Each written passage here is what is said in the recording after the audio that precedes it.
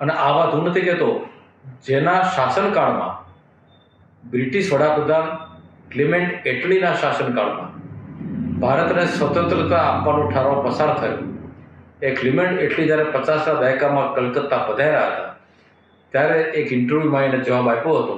પૂછવામાં આવ્યું British prime મિનિસ્ટરને કે તમે ગાંધીજીના કારણે ભારતને આઝાદી આપી? તો કે ના, જરા પણ નહીં. ગાંધીજીનો અહિંસક સત્યાગ્રહ તો અમને બહુ સદી ગયો હતો. એવો સત્યાગ્રહ તો 100 વર્ષ ચાલે ને તો અમને કંઈ અડતું નહોતું.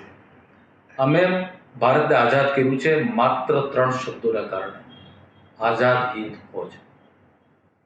કારણ કે સુભાષચંદ્ર બોઝ ગાંધીજીથી છૂટા પડીને છટકીને જતા રહ્યા જાપાન, જર્મની, ત્યાંથી બીજા વિશ્વયુદ્ધમાં જે કેદીઓ પકડાયા હતા હિન્દુસ્તાની, એનું લશ્કર બનાવીને, આઝાદ હિન્દ ફૌજ બનાવીને અંગ્રેજોની સામે લડતા લડતા જ્યારે ભારતમાં પ્રવેશ્યા ને ત્યારે અંગ્રેજો ડરી ગયા કે આ તો જે ચીનગારી છે, જે દિવસે ભારતની જનતા જો શસ્ત્ર ઉઠાવશે ને તો આપણે ટકી નહીં શકીએ.